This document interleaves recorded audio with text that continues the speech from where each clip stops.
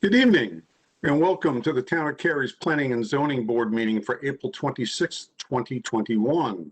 I'd like to call this meeting to order. Thank you for joining us tonight from your home.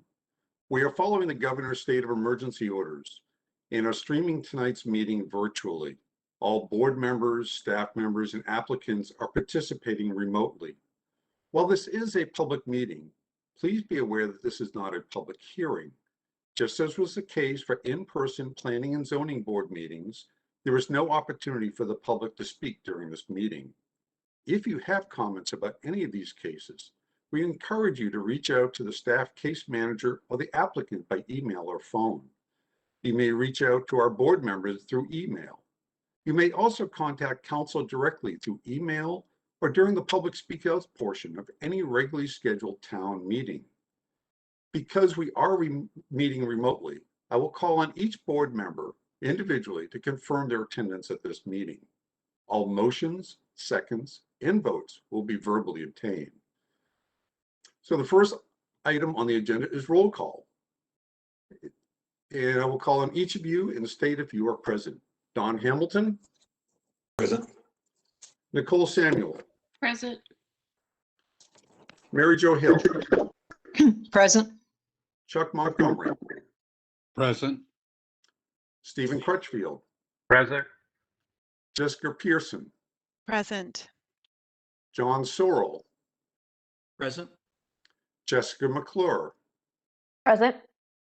And I, Dan McFarland, am also in attendance. So we have all our members here tonight. That's wonderful. The next item, second item on the agenda is the adoption of the agenda. Is there a motion to adopt the agenda for tonight? I'll make a motion to adopt the agenda. Thank you, Jessica. Is there a second? Second. Thank you, Chuck. Roll call. I'll call on each of you and state your vote. Don Hamilton. Aye. Nicole Samuel. Aye. Mary Jo Hill. Aye. Chuck Montgomery. Aye. Stephen Crutchfield. Aye. Jessica Pearson. Aye. John Sorrell. Aye. Jessica Mcclure. Aye. And I am an affirmative as well. Passes unanimously. The next item on the agenda is the approval of the regular minutes from our meeting on March 22nd. Are there any changes or corrections to those minutes anybody would like to offer? Hearing none, I have one that I would like to offer, and it is on page 9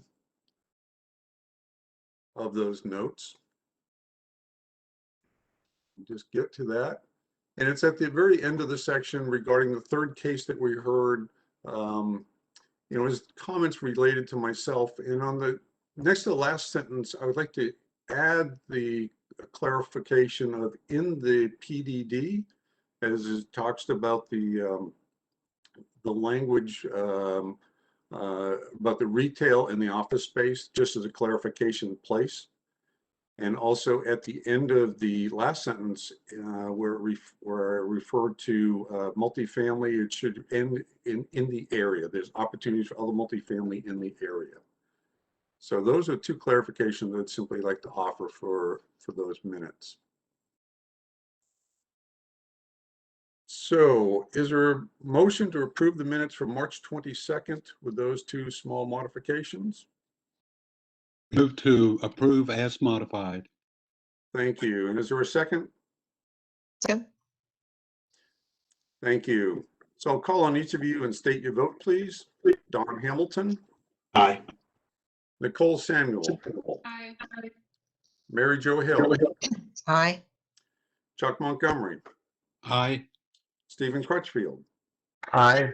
Jessica Pearson. Aye. John Sorrell. Aye.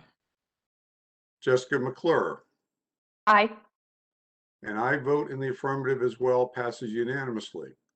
So this evening we have two cases before us. 20 REZ07, the Arbors at Cary PDP rezoning is the first item on the agenda. Zoning Administrator Wayne Nicholas will share the staff's presentation. Then we'll hear from the applicant. Following the applicant's remarks, all board members will have an opportunity to ask questions of staff or the applicant. Mr. Nicholas, you may proceed. Thank you. Good evening, Chair and board members. This is a request to rezone a portion of the land within the Arbors at Cary apartment community to facilitate redevelopment of the site. The two parcels proposed for rezoning are located on Cheswick Place. The subject rezoning area, which is outlined here in yellow, is west of Kildare Farm Road and on the north side of Wren Drive. The site is adjacent to the Wren Drive Post Office and just south of the Briarcliff Elementary School. Other multi-family developments are located to the south and west, and single-family dwellings exist to the northwest and east of the site. The subject property is a portion of the existing 17-plus acre Arbors at Cary apartment community, which is outlined here in the dashed orange line. The existing zoning of the 5.75 acre area is residential multifamily. It's surrounded by a 12-plus acre parcel that's also zoned residential multifamily and also owned by the applicant for this rezoning request. The applicant is requesting to extend the adjacent mixed-use overlay district to include the subject parcels and change the zoning from residential multifamily to mixed-use district. Just to help provide some context for this request, I'll give you a little bit of a background of the development in the immediate area. The Arbors at Cary apartment community was approved and built in the early 1970s, and it contains 248 multifamily dwelling units, which was the same number that was built back when it was initially constructed. At the time it was originally developed, the apartment community site was comprised of multiple parcels, and these were recently recombined into their current configuration to help facilitate the redevelopment of some of the aging dwellings and also to help minimize resident displacement during that redevelopment. The area proposed for rezoning, outlined here in yellow, is the 5.75 acre portion of the overall site, and it contains 92 multifamily dwelling units currently. The request seeks to increase the total number of units allowed on these two parcels by 27, which would result in a total of 119 multifamily dwelling units within the MXD area. The adjacent 12-acre parcel of the Arbors community would remain as it currently exists with 156 dwelling units. So with MXD zoning, an applicant is required to provide a preliminary development plan, or a PDP, to illustrate how development would occur on the site should the proposed rezoning be approved. The PDP for this request, you can see here, limits uses to multifamily dwellings and accessory units with a maximum of 119 units. 43 of the new multifamily dwelling units, 43 new multifamily dwellings are proposed, and these would be distributed among 8 buildings, which are shown here outlined in orange. 76 units within the proposed rezoning area are existing, and those will remain. The PDP proposes to redesign some of the neighborhood amenities for the apartment community, and this includes the 2,500 square foot community gathering area that's in the northwest corner of the site, shown here in green. This 2,500 square feet is more than double the area that is required by the LDO for development of this size. The PDP also proposes new pedestrian connections to be constructed by the applicant, and those are outlined here in blue dashed lines. These will improve resident circulation and access both within the site and also to areas in the immediate vicinity, including the existing sidewalk to the north of the site along Pond Street. So with an MXD zoning, applicants may propose development standards that differ from the LDO to allow design flexibility and also better meet Cary's overall planning objectives. And to that end, the applicant has proposed the following standards that differ. They propose a maximum building height of 50 feet, no perimeter buffer along the subject rezoning area that's interior to the site, to allow 90-degree parking along the road serving the multifamily units, a minimum of 1.4 parking spaces per unit, and this would include the visitor parking.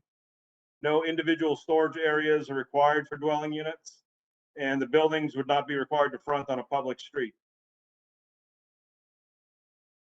So according to Cary's most recent GIS maps, the site is slightly impacted by stream buffers along the northern portion. No new construction would be allowed in these areas, and field determination of these features would be required during development plan review. A neighborhood meeting for the rezoning request was held in September of last year. 6 nearby residents attended the meeting. Comments and questions from those in attendance were about the architecture of the proposed new buildings, the project timeline, resident recreational space, whether Section 8 housing vouchers would be accepted. Also some questions about fire hydrant location and street maintenance. One attendee voiced general support for the project. Staff also received 2 emails about the case prior to the town council hearing on the request. This request was heard at the town council on February 25th of this year, which was a remote meeting. There was 1 public hearing comment submitted in writing, and there were no call-in speakers. The comments that were received expressed concern regarding management of the property, pets, and resident parking.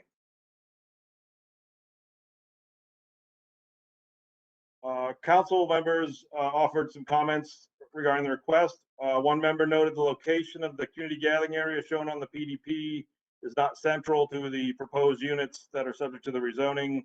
And another council member asked if the conceptual development envelope shapes that were shown on the PDP are reflective of the planned building footprints.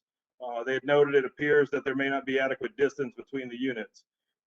Council asked for more detail from the applicant regarding the building footprints to help provide better context for the overall development. So following the hearing, the applicant submitted a revised preliminary development plan showing a more defined conceptual development envelope for each of the 8 proposed buildings. No other changes to the PDP and the rezoning request have been proposed by the applicant since the hearing. Staff's analysis of the request with the Imagine Cary Community Plan finds that the policies from the Live, Work, Shape, and Move chapters are most applicable to the proposal. Cary's Future Growth Framework Map designates the site within a heritage neighborhood category. Both large and small multifamily developments are included as predominant use type in this category. A heritage neighborhood also acknowledges opportunities for replacement of existing use types and for properties to be redeveloped to include higher density residential uses. So in our analysis, staff finds that the proposed development most directly addresses policies in the Live, Work, Shape, and Move chapters of the community plan. The Shape chapter supports infill and redevelopment of existing residential uses and the revitalization of these uses within targeted corridors. The Move chapter supports the provision of safe multimodal street designs and transportation infrastructure to address land use context. The proposal maintains neighborhood character and contributes to housing choice, supporting the provision of affordable dwellings. The addition of multifamily units in this area will provide workforce housing to fulfill the work chapter policy. So after analysis, staff's preliminary finding of the request is that it does further live and work policies by providing workforce housing options. It supports shape policies by facilitating infill and redevelopment. And the request also furthers move policies by applying multimodal street design and ensuring safety for users. And so this concludes staff's presentation. The applicant's representative, Jason Barron with Morningstar Law Group, is here to speak to the case. Following the applicant's comments, we'll both be available for questions. And Mr. Barron, you may begin. Thank you, Mr. Nicholas. Good evening, Mr. Chair and members of the board. Jason Barron with Morningstar Law Group. Excited to be here tonight to present this opportunity to you.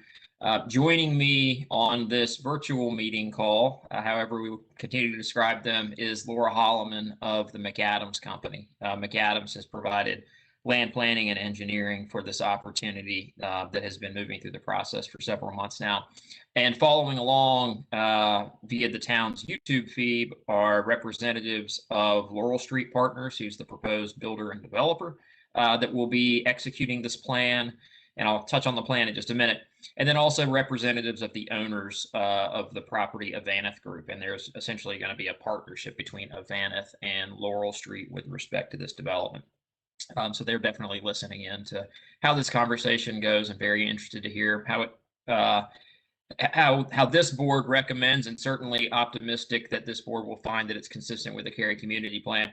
Mr. Nicholas has done an excellent job of thoroughly kind of covering the nuts and bolts of the rezoning request that's before you. And the rezoning request is for roughly 5 acres of land. There's existing units on it. We want to increase it by 27 units.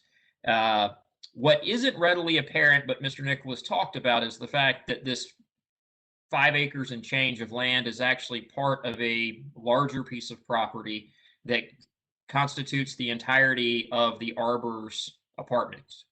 And the Arbor's apartments are in the process, through the efforts of Avaneth as well as Laurel Street, are in the process of going through some very welcomed and much needed upgrades. An overall revitalization effort is underway within the Arbor's apartments, including kind of refacing the existing buildings within the remainder of the Arbors that are not part of this development.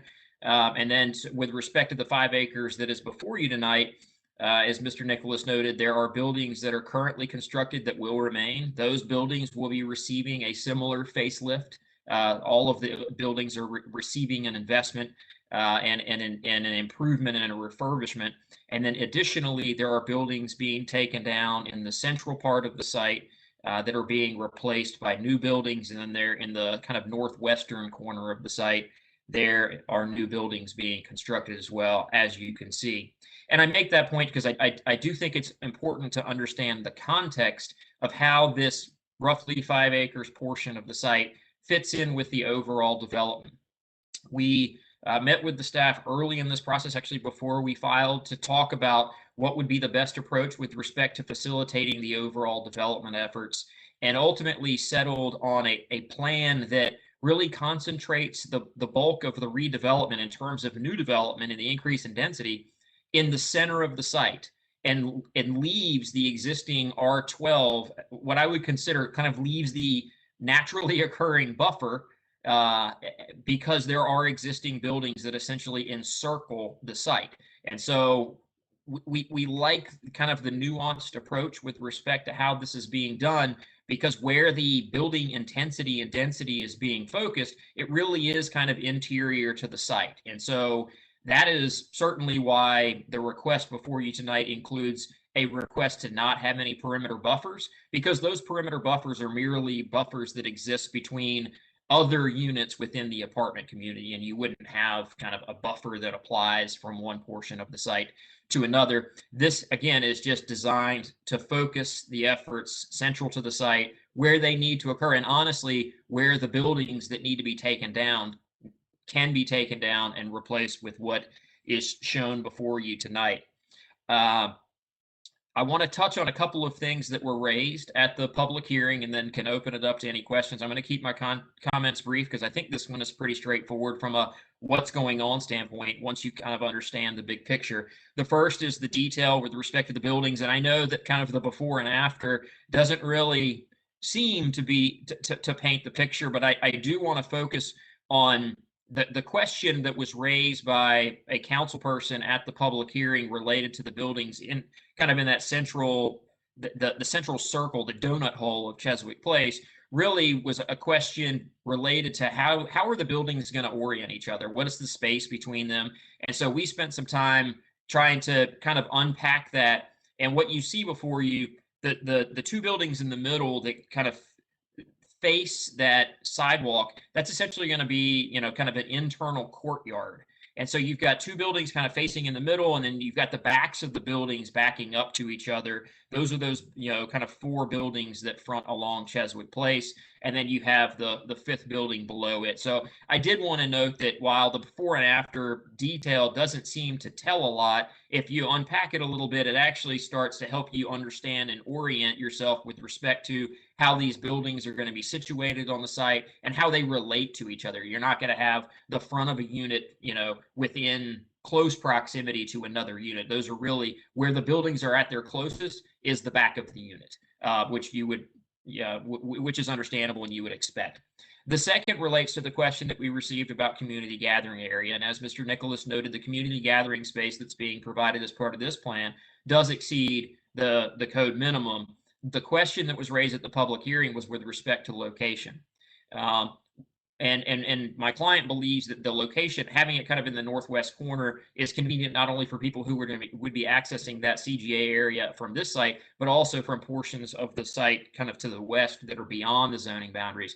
What you don't see is that in the southeastern corner of the Arbor's apartments, again, not part of this rezoning case, but certainly part of the overall apartments, there is a the owners have already received approval, although the approval expired, for a new amenity. So there's an amenity that will be constructed as part of the overall revitalization and redevelopment of the arbors that this process will facilitate, that will essentially result in the community gathering area that's being provided as part of this case, as well as that community gathering area being provided at the central amenity as part of the overall redevelopment effort. And so I just wanted to clarify that question, because on its face, it doesn't seem like the location of this CGA makes complete sense. But I think in the overall context, and that's why I wanted to start with kind of helping the board understand what the overall context is. When you kind of view it in the lens of the overall context,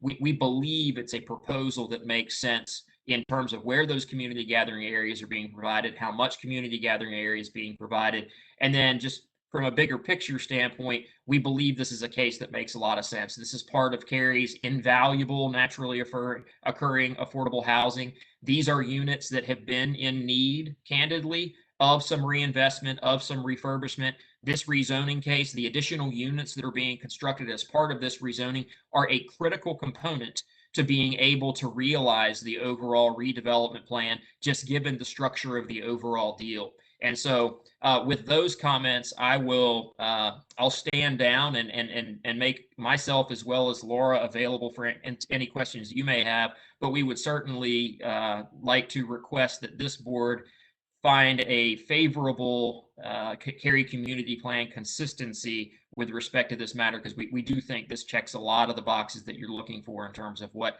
the Cary community plan would like to see on a site like this. Okay, thank you, Mr. Barron, and thank you, Mr. Nicholas, for your presentations. I need to ask a question before we get to staff questions. I wouldn't be doing this unless it was of critical nature. It wasn't something that came up until Mr. Barron's presentation when he mentioned Laurel Street Partners. I have to ask staff or the applicant or the applicant's representatives, is this project going to be going to, I guess it's the nature of the financing of this. As an employee of the North Carolina Housing Finance Agency, is any of this project going to go to the Housing Finance Agency for any sort of funding, either through tax credits, bonds, whatever? Is anybody aware of that? I was not aware that this was, with Laurel Street Partners being involved in it, it may be a potential for conflict of interest on my part. So Mr. McFarland, I don't believe the answer to that question is yes. I can't state that with 100% certainty. I do know that the way the apartments exist today, it is not an affordable housing community as would appear at your doorstep, given what you do professionally. As far as I understand it, that plan remains unchanged. While they will still continue to accept Section 8 vouchers, as was noted in the staff report and in the staff's presentation, there was a question about that was asked at the neighborhood meeting, and my client responded affirmatively that in fact Section 8 vouchers will continue to be accepted for the community, as I'm not aware of any plans to make this a quote unquote affordable housing community. Okay, so let me ask a question a different way, and perhaps you can't answer this, but do you know where the financing for this redevelopment is coming from? And is it private money? I guess is the question. Is it private or public funds or a combination? Do you know? Yeah, and again, I don't know that with complete certainty. I do know this property exists in maybe Cary's only opportunity zone. I mean, there's a section of opportunity zone that essentially exists south of Maynard, north of Cary Parkway, and west of Kildare Farm. And this is within that section of opportunity zone. Okay. Hey, Jason. Hi, good evening. Let me jump in here. Laura Holland with McAdams Company. Good evening, chair, members of the board. To help answer the question, I have had the applicant verify that there will be no HUD funding for this project. No HUD funding. But that doesn't preclude applying for potentially either low-income tax credits or other bond funding that may be available through the state. That my agency, although I don't directly involve in any, and I don't mean to, just why it's important is Yeah. my conflict of interest policy that I work under is any conflict of interest, real or perceived. And we take that very, very seriously, the perception part. So that's why I need to have clarification. I wasn't aware, I should have asked beforehand, but I didn't realize that there may be an issue, only because I'm familiar with Laurel Street Partners. Dan, this is Deborah. Dan, I think what's important to remember here is even if something like that were to occur in the future, that is not a zoning condition tied to what's being proposed. I know it's not, but it's an So, issue of whether yeah. I need to recuse myself immediately from this case. That's what the question is here, is whether I need to recuse myself at this point in time from this case. Because you might see it again in the future. Understood. That makes sense. Yeah. Yeah, it has nothing to do with the tenant Cary. It has to do with my employment. I understand. Yeah, And My legal counsel that I work for has made it very clear what our standards are for conflict of interest. And it supersedes anything the town has. And I don't want to be, that's why it's important to me and for the integrity of all of us and the integrity of the proceeding, let alone for myself. So that's why I'm asking the questions. And I'll jump in here, and I think all parties here respect that, Mr. McFarland, that we don't want to put you in a position that would, at any rate, cause any risk to either you or this development going forward in that context. I will say we have more than enough members present this evening to have a quorum. So there is a potential, should you seek to step away, that can happen. Jason, I think you also were about to say something, so I want to give you an opportunity to chime in. Yeah, and that's fair. And the only thing I was going to add, Dan, is that I can't answer definitively the questions that you're asking. To my knowledge, this is not something that you would be seeing in the future, just given my understanding of what's going on and how they're going about achieving this redevelopment plan. But I can't with 100% certainty preclude the fact, the possibility that you may see it again at some point. I know I haven't heard that this is a LIHTC project at all whatsoever. Okay. Yeah, I wouldn't qualify under probably LIHTC, but there may be some bond funds. Yeah. Yeah, I mean, there's some other pieces in play that I appreciate the representative from McAdams saying that they know isn't going to be HUD funding for that, but I appreciate also sharing that that this falls within the opportunity zone within Cary, and knowing that there's resources available through that. Well, because we don't know, we'll proceed on with this. Yeah, I don't have any objection with you Yeah. continuing to deliberate on the case, but by any stretch of the imagination. And I know that's not why you're asking, but I want to make clear for benefit of the record that I don't object to you continuing on. Yeah. And also, Mr. McFarland, the policy statement 147 does, if you have, as you talked about, even a perceived conflict of interest, you have clearly stated what that potential conflict could be. And I think we are set to proceed forward should you choose. Yeah, I appreciate that. I know within the town's policy, I'm on solid ground. It is, and I'm not. That's not what my concern is. So let me just, for the sake of this, Chuck is vice chair. If you're there, Chuck Montgomery. Yes. Could you step in and take over the rest of this case in terms of going through and asking the questions from the board members and then moving to a motion and through that? Yes, I can do that. I'll have to ask the secretary or clerk to call the roll for me as we do those procedures on the questions and on the voting, because I don't have a list of members in front of me. But I will do that. Yeah, other than that, there should be no problem. Okay, so I appreciate everybody's understanding. Thank you, Chuck, for Ms. Montgomery for stepping in on this, and for Julie for helping out, and Mr. Barron, you know, my apologies to you and your applicant, your client, because I wasn't aware that this may potentially be a conflict, and I'm going to err on the side of caution, and just in case they do come in for bond funding or something down the road. Knowing what my conflict of interest policy that I'm employed under, I have to abide by, and I appreciate town council's guidance as well. And I apologize for the staff for the inconvenience, but I'm going to put myself on mute and Well, and before you do that, Mr. McFarland, I think, again, I'm going to be a stickler here to go along with our policy statement. But in order to comply with that, I think the next step would be you to request the rest of the board to vote to recuse you from this. Exactly. And then when that happens, all you would need to do would basically, turn off your camera, just sit this one out, and then we can have you come back in after this hearing. Thank you. I appreciate that guidance very much.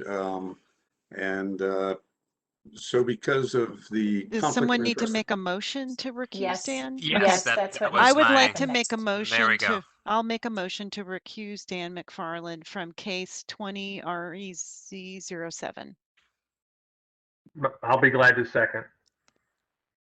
I made this motion because I appreciate Dan's integrity, and that's why I made it. Mr. Crutchfield, were you the second? I'll be glad to second, yes. And Julie, will you do the roll call? I sure will. Mr. Hamilton, Aye. Ms. Samuel, Aye. Ms. Hill,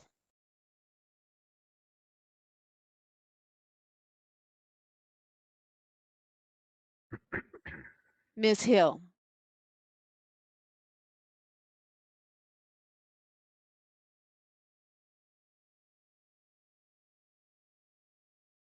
I'll come back to Ms. Hill.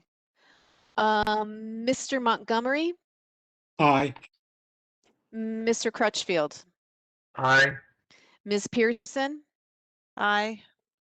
Mr. Sorrell, Aye. Ms. Mcclure, Aye. Mr. I don't want to take a vote for Mr. McFarland. So I'll need to come back to Ms. Hill.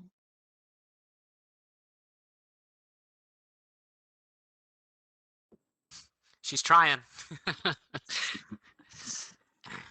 Can you accept a thumbs up on the Ms. camera? Hill, Yeah, I think. are you able So- to turn your microphone? It looks like her microphone is on. It is open. Can you turn your video off for us? That might help. Free up some bandwidth.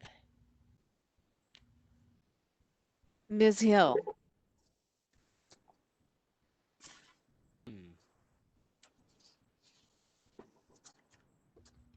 Seems as though her microphone has stopped working. She is unmuted. Okay. Do we have a majority then, however, with the We vote? do. There is Okay. a majority, and it's a quorum. Okay. So, So we can accept the majority vote. and perhaps we could have Ms. Hill call in, Ryan, if you might be able to assist with that as necessary. Yeah, could you just check the chat in the bottom of WebEx, Ms. Hill? I'll chat to you. So at this point, I will step away and turn the meeting over to Chuck, seeing that there is a majority. Thank you very much. Okay, we're waiting, I think, to try to get that vote from Ms. Hill and see. We can go ahead and proceed, Mr. Montgomery. There's Okay. sufficient votes for that to move forward. Okay, well, the vote is unanimous, so we can proceed on with questions with regard to this item. Are there any members that have questions of the staff or the applicant? if you'd like, I can go through the roll call. That'll be fine. Mr. Hamilton, I have no questions. Thank you. Ms. Samuel, I do have one question. I was just curious, the reasoning that it's a zoning change, is that primarily because the houses in the, or the buildings in the middle are going to be removed and then rebuilt? I'm just kind of curious why there has to be a zoning change. This is Wayne Nicholas. The reason for the change is the current zoning of residential multifamily limits the density to 12 units an acre. Okay. So by rezoning to the mixed use MXD zoning, they can set their own density. Got it. Okay, thank you. No further questions. And let's see. Mary Jo Hill is next. Mary Jo, have you been able to connect with us by audio?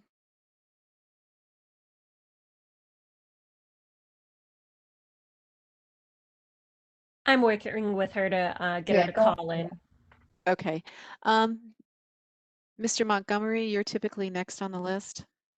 Yes, the question I had, and I think this is for the applicant, there's no zoning condition that requires this to meet the affordable housing standards of the town of Cary. And I suppose my question is, I believe it's been stated that that is the intent of the applicant, and I wanted to know if there could be some clarification on that point. Thanks for that question, Mr. Montgomery. And yeah, to be clear, this is, as it exists today, is not a community that has a condition associated with it being an affordable community. And that remains true post kind of reconstruction and redevelopment. When I made the comment about affordable housing, it was really just kind of noting that given the rents that have existed in this community historically, it's part of Cary's naturally occurring affordable housing.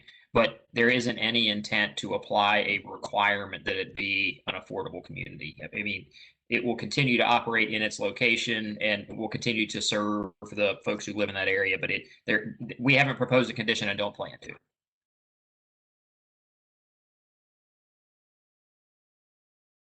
You're muted, Mr. Montgomery. That may lead to the question of, well, do you expect that rents may go up substantially? I would suspect that rent, I mean, given the fact that there is a significant facelift, significant improvements being made to the interior of a lot of dwellings, as well as the new construction that's going on, that by virtue of the investment that's being made, there will be some increase in the overall rents for this area. What that is, don't know at this point. Again, it's a site that exists in one of Cary's limited opportunity zones, and what is being done is kind of consistent with the regulatory framework associated with how opportunity zone investment is intended to occur. And I hate to go on, but let me ask you about the vouchers. You said that Section 8 vouchers will continue to be accepted for this property. That's right. Yes, sir. And can that change at any time? It can change. I mean, that's true for any community that the communities themselves get to choose whether to accept Section 8 housing vouchers. And my client answered that question without hesitation and unequivocally at the neighborhood meeting that they'll continue to accept those. Okay, I have no further questions. Mr. Crutchfield? One question on the one point said that parking is going to meet a guideline of 1.4. Is that an exception? Is that within the town of Cary guidelines? I wasn't sure what that meant, and it said, and it also would include visitor parking. It'll probably be below what our normal parking requirements are, but at this point, without knowing exactly the number of bedrooms per unit and things like that, it would not really sure exactly what the parking requirement would be. And the parking today that's out there on the site is much less than what was, what's in the current ordinance, because it was built a very long time ago under a different ordinance. So that Yeah, means you guys would work that out later? I mean, because that's what it seems to me, is that this is going to be a low number of spaces, especially with the increased number of units. Yeah, and if I could chime in on that, Mr. Crutchfield. So the parking ratio that's been classified, the 1.4 is certainly lower on a kind of a case-by-case basis than the town would typically see for a multifamily development. The town, as you're probably aware, the town has been in the process, has recently conducted a study examining what multifamily parking should be, and has kind of concluded that the vast majority of multifamily developments that are being constructed today are coming in at ratios that are significantly lower than the town's existing LDO. Not sure if the town is going to move forward with any land development ordinance text changes, but that was essentially the conclusion that was reached by the study that was performed by the staff, and I'll defer to the staff. So I would tell you it's not an anomaly, to have a multifamily development in general come forward with a request that is seeking to park at a rate that is lower than the town's existing ordinance requirements. With respect to the 1.4 ratio, there are other cases that have been approved at 1.5, 1.6. 1.4 is in fact on the lower end, but that's reflective of my client's expectations with respect to the tenants that will be occupying the site. The fact that there is bus service within close proximity, my client expects that those tenants will be utilizing public transportation in an area like this, and so they're confident that the 1.4, the ratio of 1.4 spaces per unit is going to be adequate to support the overall development. Okay, and then I don't mean to beat this to death either, but I just want to ask Wayne, on chart 16, where it references under live, it says affordable units. Is that just an observation? That I think that's what got me started, is when I saw that on chart 16. Sorry, when you say chart 16, you refer to the staff report? Right here where it says support provision of affordable dwellings. Oh, okay. I mean, the live chapter has policies that are geared towards, preserving affordable housing and also creation of new affordable housing. And as Mr. Barron pointed out, it's not necessarily affordable housing as defined by income limits, but it's historically, as he said, it's been probably one of the more, relatively, or less expensive rents in the town for multifamily housing. And I think it sounds like that's what they're trying to achieve, is, keeping it similar to what it is. Granted, there'll be new units, but that's also, they're asking for an increased density, which is very typical of redevelopment, to help offset costs and keep them, keep them where they want to keep them. Okay, thank you.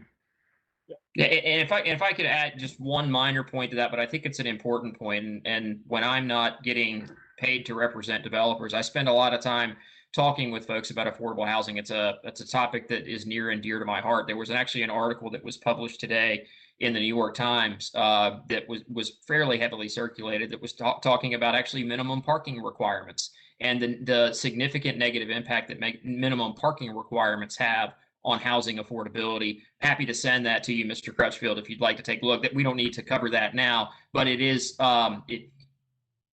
there's definitely a direct correlation to an ability to provide for affordable housing opportunities and the minimum parking requirements that are imposed on a jurisdiction by jurisdiction basis. Okay, that's good. It's just that in 5 years, I've seen that word affordable used maybe once or twice. Understood. And again, I want to clarify, this is what's called naturally occurring affordable housing. Just given its location, if you're familiar with that area, if you've driven around in that area, it is an area that will continue to exist in kind of that naturally occurring affordable housing. Okay. All right. Thank you. Yep. Ms. Pearson, do you have any questions?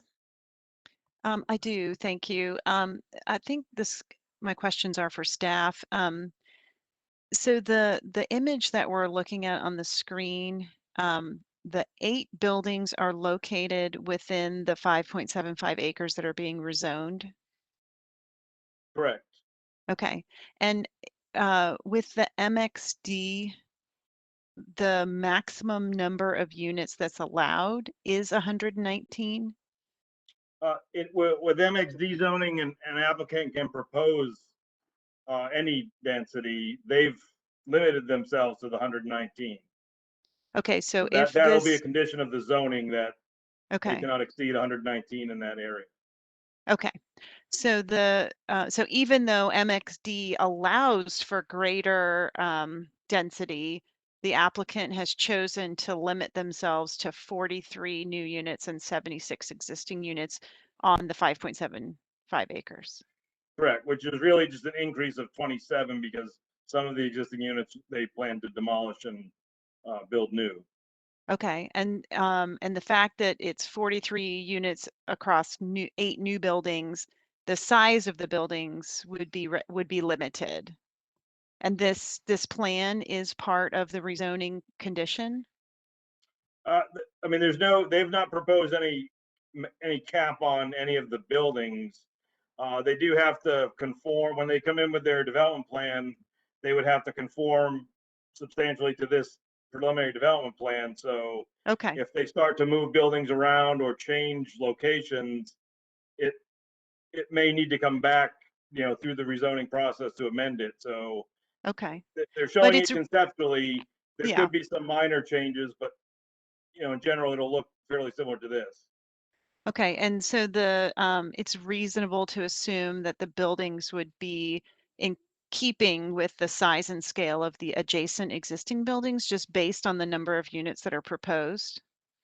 I'll defer to Mr. Barron because I do believe their application had called these new units a townhouse style unit. They're not a townhouse under the definition of the LDO, but I think they're proposing something a little different given, that it's new construction compared to what's there now that's Okay. older.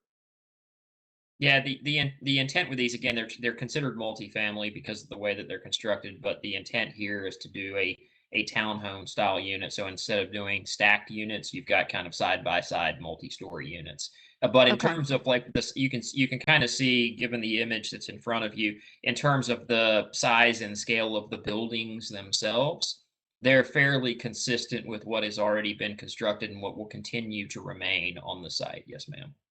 Okay, and they wouldn't, I mean, in terms of like building height, is there a particular, like, will they be 2-story or 3-story, or is that not a condition? We're preserving the opportunity to go up to 3 stories with these. Okay, Yes. thank you. I appreciate you guys answering my questions. That's it for me. Mr. Sorrell, do you have any questions? I have one question for staff regarding the mixed-use zoning itself. This site plan is proposing, it appears, a single use of multifamily apartments within a mixed-use district. Is there a nuance of code that would prohibit that and require multiple uses? Or does code support a single use within a mixed-use zoning? It's not uncommon to have a single use on a smaller parcel size that's being zoned mixed use. Typically you would see a mixture when you have much larger acreages or assemblages. But it's not uncommon to have a single use for something like this, especially where it's, trying to fit within the context of what's there as well, to maintain that kind of compatibility. So.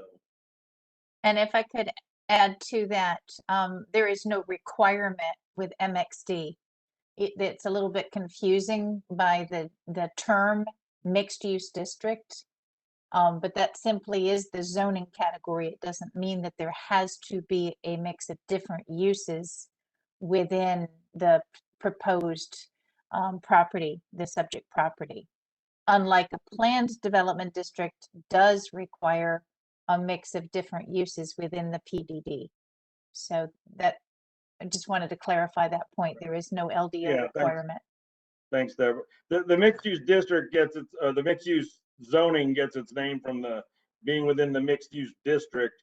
And that's where the plan calls, for a mix of uses within that overall mixed use district that it's within. So like Deborah said, no one MXD district has to have multiple uses, but it looks at it within the context of the bigger district. Thanks. That's the clarification I was looking for. Ms. Mcclure, do you have any questions? No questions.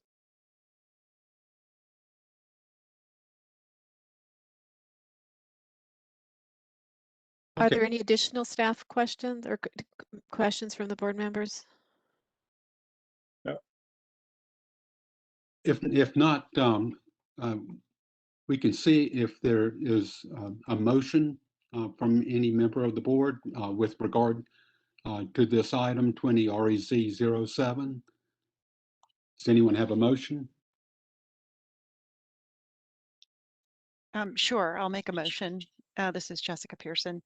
I would like to make a motion to find application, or sorry, I move that the board find case number 20 REZ 07 is consistent with the comprehensive plan and all other applicable plans for the reasons set forth in the staff report, presentation, and discussion by the Planning and Zoning Board. Is there a second to that motion? I can second. And who said that? Was Mr. Sorrell? No, it was Steve. Oh, Steve, okay. Okay, well, I'll go to Jessica first. Thanks. I think fundamentally what is being proposed, the use is consistent with what is there within the apartment community. I do think that it is a benefit that the applicant is proposing a townhouse style and that they're choosing to limit the number of units. So I personally think that it is it's consistent with the chapters, the live chapter, the ones that Mr. Nicholas shared with us during the presentation. And that's why I made the motion. Steve, do you have any comments? No, I agree with what was just said, and also I'm really basing my support on around live because that area will benefit from an upgrade, and I hope that it continues to be an area that will be affordable for the folks that are there today. Well, good. Let's run through and see if there's other discussion from other members of the board. Mr. Hamilton is the first one up. I have nothing to add. Thank you. Ms. Samuel? I'll just say that I agree with the previous comments. This was the first time I saw anything that had affordable housing in it, which was very thrilling to me. I can see that there's a lot of nuances regarding that. So I do agree that I hope that it continues to be so. But overall, I do see it to be consistent with the plan. Mary Jo Hill, have you been able to connect with your audio yet? Are you able to hear me? Yes, we are. Okay. I agree with the comments that have been made so far. I'm very supportive of the idea of adding value and some potential for improvement in that area for the benefit of the residents that are in that. And again, agree with hoping that that stays as an affordable option for people who are within access to public transit as well as the downtown area. That's all I have. Thank you. Mr. Sorrell? Nothing to add for me. Ms. Mcclure? Nothing to add. And Mr. Montgomery? Yes, I'm supportive of the motion. And it would be nice if there was a condition that required that this property be affordable housing under the definition of the town of Cary. But that would be nice, but it's not necessary. As some other board members have said, affordable housing is something we really need more of in Cary, and this has been an area of affordable housing. I'm somewhat reassured that they will continue to take Section 8 vouchers on this property, and I hope it will continue to serve as affordable housing. Other than that, I think it's a good plan, and I think it'll be an improvement to the area, and I'm supportive of it.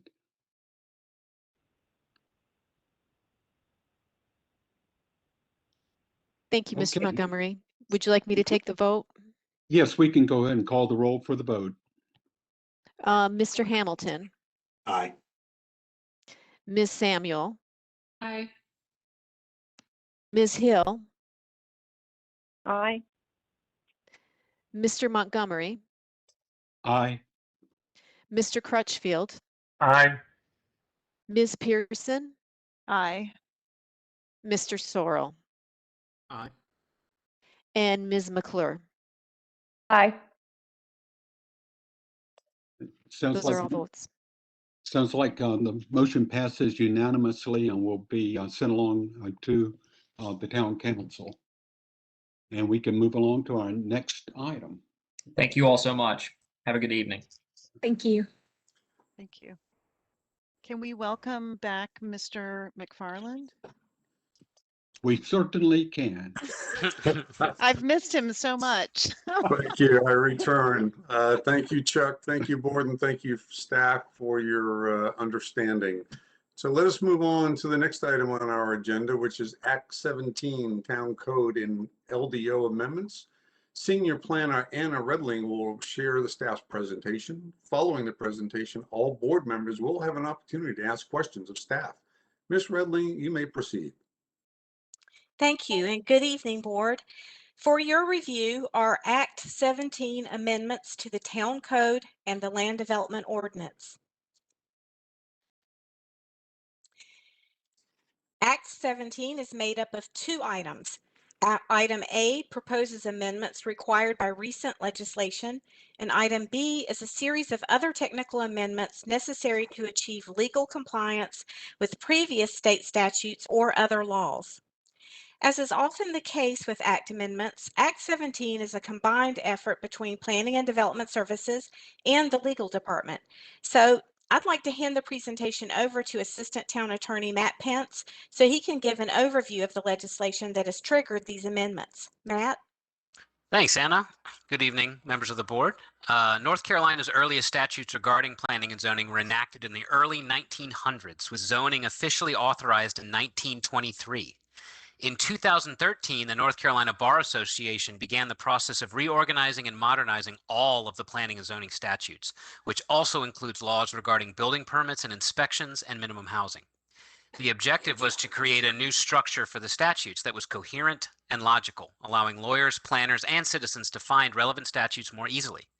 Language was clarified and modernized. Multiple stakeholders reviewed drafts of the legislation, including city planners, home builders, and developers. And Lisa Glover, my colleague here in the town attorney's office, was one of many city attorneys who provided comments over the years. This legislation, over 100 pages of it, was adopted in 2019. Cities and counties were given until July of this year to fully implement the changes required by the new statutes, which are referred to as Chapter 160D due to their new location in the North Carolina General Statutes. Most of the changes Cary needs to make to keep the LDO consistent with Chapter 160D are minor wording or procedural changes. Some local governments had a much more extensive list of changes to make. For example, 160D for the first time requires cities and counties to have a comprehensive plan or land use plan, or else they lose the authority to zone property entirely. As you all are well aware, Cary has had one of these for quite some time. But even though our changes are more technical, they still take up about 86 pages currently. That number is also likely to grow as we still have some references to update. And as with any large LDO amendment, we may find additional items in coming months that we missed and need to update. Getting to this point was a true team endeavor, shepherded by Anna Riedling, who kept the team organized and motivated as we worked on this together remotely. And that's all I have, Anna. Back to you. Thanks, Matt. Though most of the changes are minor wording or procedural changes, 160D has required 10 substantive changes, which are listed here and are detailed in your staff report. These include the incorporation of conflict of interest standards for staff, a requirement for citizen engagement in major planning processes, and clarification that rezoning applicants may offer zoning conditions that include building design elements, such as the type of exterior cladding material or the style of roof.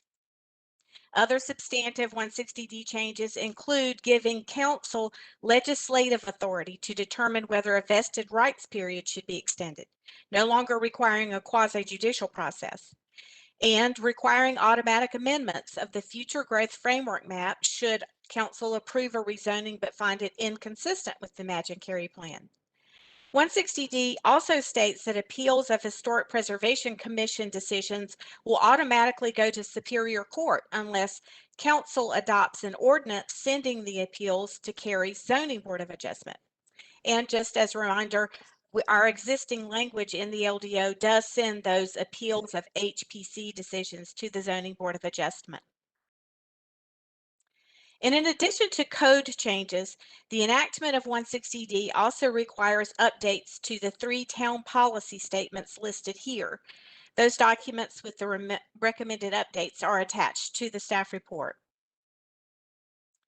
As mentioned earlier, item B of Act 17 covers other amendments to the LDO that are necessary to comply with previously approved statutes and other laws. First, staff is recommending an amendment to Cary's beekeeping regulations to allow up to 5 beehives on any parcel of land in Cary, regardless of zoning or size of the parcel. Council adopted Cary's existing beekeeping regulations in September of 2013, and then in 2015, the North Carolina legislature added the 5 hive regulation to the planning statute. So this amendment will align the LDO with the state statutes. And this is an example of our just taking this opportunity to get all of our LDO in line with these other legal, the state statutes and other laws. So second, staff is recommending an update to the LDO's drive-through sign regulations to include all businesses that have a drive-through window, not just restaurants. When the sign ordinance was originally written many years ago, it didn't anticipate businesses other than restaurants having drive-through lanes. This update will treat businesses more equitably and remove language specifying restaurants, as that could be construed as content-based regulation. And third, in keeping with the state statutes, staff recommends allowing temporary family health care structures, sometimes referred to as medical pods or granny pods, because they are small and transportable, as allowed accessory structures on lots zoned for single-family detached dwellings. Medical pods are temporary dwelling units that can contain up to 300 square feet and are intended to provide housing for a mentally or physically impaired person on property owned and occupied by the legal guardian and caregiver. A remote public hearing was held on March 25th. There were no public hearing comments submitted and no call-in public comments. Council did have a question regarding the ability of HOAs to regulate temporary healthcare structures, these pods in the yards. Staff's research has verified that while local governments are required to permit certain temporary health structures on individual residential lots, those structures can be regulated by HOAs. And similarly, beekeeping on individual lots can also be regulated by HOAs. Since the public hearing, staff has continued the clerical work necessary to meet 160D requirements, which includes updating terminology, reorganizing and rewording existing LDO provisions for more clarity, and updating all the legal citations to point to the relevant provisions in Chapter 160D. These updates will all be complete in the final draft of the ordinance that will be presented to Town Council. And regarding the Imagine Cary community plan, as you know, in many cases, implementing the plan's policies and recommendations requires changes to town ordinances. And by state statute, local ordinances must be consistent with state laws. Act 17 amendments align the town's development ordinances with Chapter 160D of the general statutes, and therefore ensure that as we continue to implement the community plan, we do so on strong legal footing. Therefore, staff believes that these Act 17 amendments are consistent with and necessary for carrying out the intent of the Imagine Cary Community Plan. And that completes my presentation, and I'll be happy to, I or Matt or other staff will be happy to answer any questions. Okay, thank you. I appreciate staff's presentation, and I appreciate all the hard work that went into this. So why don't we start with questions from the board? So I'll ask each board member if you have any questions for staff regarding the proposed Act 17, which is amending town codes, LDOs, and policy statements, etc. So start off with Don Hamilton. Any questions for staff? Likewise, hats off for working through this. That couldn't have been an easy process. Just a quick one. Citizen involvement in major planning processes. What is considered major planning process? Well, that's actually spelled out a little bit more in the ordinance, but it's when a major planning process would be when an entire new plan is adopted, or when a new section that introduces a new vision or new policies that weren't there before. And that would be considered a major plan process update, as opposed to just refining an existing, something that didn't introduce a new vision. Gotcha. Appreciate it. Okay. Nicole Samuel, questions? No questions. Thank you. Mary Jo Hill. No questions. Thank you. Chuck Montgomery. I just had one question. I think I heard correctly that under item A9 having to do with the Historical Commission, yes, it is a proposal that the Board of Adjustment would be the method of appeal on that rather than going to Superior Court. it is. And before 160D, the way the statutes were written, it did go to the Board of Adjustment, and it was kind of implied that you could do others, but it went to the Board of Adjustment. And with 160D, they've clarified that the automatic, unless you specifically put it in your ordinance, it'll automatically go to Superior Court. But because we already had the route of appeal go to the Zoning Board of Adjustment, we simply let council know that, and they certainly could change that, but during the public hearing, we notified them of that opportunity and explained that right now it currently is going to the Zoning Board of Appeal, and if they don't make a change, then it will just remain that way. Yeah, I suppose my comment would be that it would seem to me that going to the Zoning Board of Adjustment would be much preferred. And the reason being that it gives easier and less expensive access for citizens yes. Than having to participate in a Superior Court proceeding, which could get expensive and complicated for the average Cary citizen. Exactly. I think we agree with that. Yes. Anything else, Chuck? That's all. Okay, thanks. Steve Crutchfield, questions for staff? No questions, thank you. Okay, Jessica Pearson. Yeah, I have one question. There was mentioned on one of your slides that design elements could be offered as a zoning condition. Was that not allowed before, or was that language just clarified? Yeah, this one. Exactly. It was allowed, but because one thing that 160D has done is where language was vague or not worded very well, they've gone back to clarify that. So it was clarified. They have always been able to. Now they make it very, very clear that we certainly cannot require these types of design conditions for single family housing, but zoning conditions that are offered freely by the applicant can be accepted.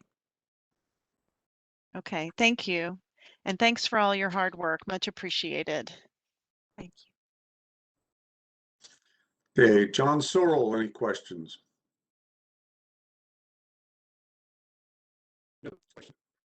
Okay, thanks, John. Jessica Mcclure? No questions. Okay, thank you, Jessica. I just have a couple of general questions, and I really do appreciate all the work that's gone into this of following somewhat afar the whole Chapter 160D and the impact it's had on some former clients who did not have land use plans or zoning. So I can only imagine. And we were well ahead of the curve on a lot of this. So there's just two general questions. As we currently know it, how does this impact, or does this impact what the Planning and Zoning Board is doing, as we currently know, in terms of what we do and can do or can't do? And the same thing, I kind of follow up a little bit what Don asked about citizen involvement. Does this impact the way that, the kind of the Cary way as we know it now? I tried to read through it, and I just wanted to touch base on that just to make sure. Okay, good questions. Well, and first I want to say this has been a big team effort. Certainly not I alone. The legal department has had done an enormous amount and has guided us every step of the way. And staff, lots of our planning staff, Wayne and Heather and others have been a big part of this also. But these are really good questions, and I'm glad you asked it, because in asking whether this affects how the planning board does business, or even I'm thinking even town council, I'd like to take the opportunity to basically, boast a little bit about our legal department, because it would probably make a big change if our legal department had not over, the past 5 years that had kept up with knowing this was coming, seeing as things began to change, and have been bringing forward acts over the last 5 years so that there are no major dramatic changes. Anything that we're doing today, we just will continue to do. And some of this is just clarifying the language to either codify our existing processes, or just to even make even more clear the code as it's written. So our processes, which include having a comprehensive plan, and making these statements of consistency. If you notice, even that is something, if you've been on the board for several years, that has evolved carefully to reflect the statutes. Finding a statement of consistency for each of the rezonings, a statement of consistency with the comprehensive plan, is one of the things that 160D does require. But you've been gently brought along, and all the changes have been built into things really almost ahead of time. So I don't think you should see any dramatic changes from these, as a result of Act 17. And Okay. I'd like to jump in real quick. And while I would love to receive effusive praise from Anna all night long, Lisa Glover, as part of our department, was the primary mover in here, and she is the one who was responsible with doing these incremental changes, keeping up on this. And as Anna said, she has been fantastic at identifying these potential bigger changes and already taking care of them with planning staff's assistance.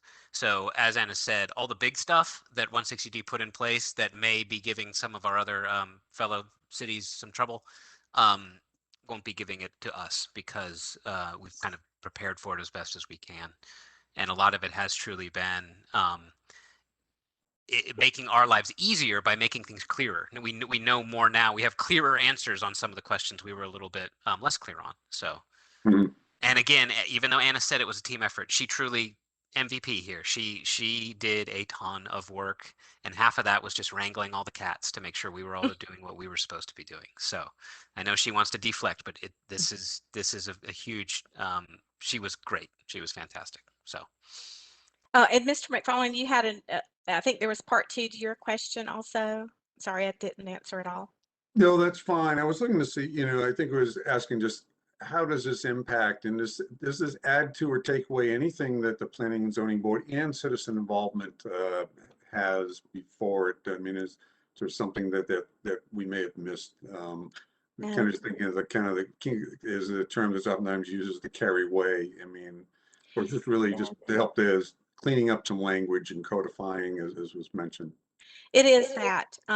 And that particular point about citizen involvement in the plans, it is the Cary way, and we have been, I think, extra, especially with Imagine Cary, we got lots and lots of citizen involvement, and just so that we are clear, it's sort of codifying our existing processes. We didn't have it in the LDO. That citizen involvement needed to be a part of our major planning processes, but that is how we have always performed and done our plans. And 160D just was a reminder that it should be in our LDO, so we're adding that in. Okay, well, thank you. Appreciate everybody's input. So if there's no other questions, would somebody like to make a motion on Act 17, 160D LDO amendments? The motions are provided on the screen in front of you. This is Don. I have a motion. I move that the board find Act 17 amendments to the town code and the land development ordinance to be consistent with the comprehensive plan and all other applicable plans for the reasons set forth in the staff report, presentation, and discussion by the Planning and Zoning Board. Is there a second? I'll second that motion. Is that Chuck? Thank you. Is there any discussion on the motion? I'll call on each of you individually, starting with Don Hamilton, because you made the motion. No, this to me, this really impacts staff more than us. If they believe in it, then I do. Okay, thanks. Chuck? I'd just like to take my hat off to the staff. This is grueling work, trying to get all of this stuff exactly right. And what it does is it makes things easier for all the boards. It makes things easier for the town council, and it keeps us out of litigation. And so hats off to the entire staff. And I know Lisa has helped us so much over the last several years anticipating all of this. So now we're in good shape. So I'm very supportive. Great. Discussion, Nicole Samuel, any discussion? No comments. Okay, Mary Jo Hill? I echo everything that Chuck just said as far as having people that can look out for being proactive and making sure that we're in compliance with what the state requires. That's it. All right, thanks. Steve Crutchfield? No further discussion. Okay, Jessica Pearson? I'd just like to add that I think it's great that our state of North Carolina went through this effort to clarify, because we are so much wonderful business development and companies are coming to our state. And I can only imagine that these efforts to clarify zoning and planning are helping with that effort. And so I just think it's wonderful. And I echo all the positive comments of my fellow board members to staff, and especially to Lisa Glover for her leadership. Thank you. John Sorrell? No comments. Okay, Jessica Mcclure? Not to beat it here, but just wanted to thank staff for their effort. Seeing some places kind of slam through it and not have had the preparation, can definitely appreciate everything Cary's done up until now to make it pretty smooth. So thanks again. Yeah, and I'll just chime in on the chorus of I'm thankful that I live and get to participate in the town of Cary, and the great professional staff that we have.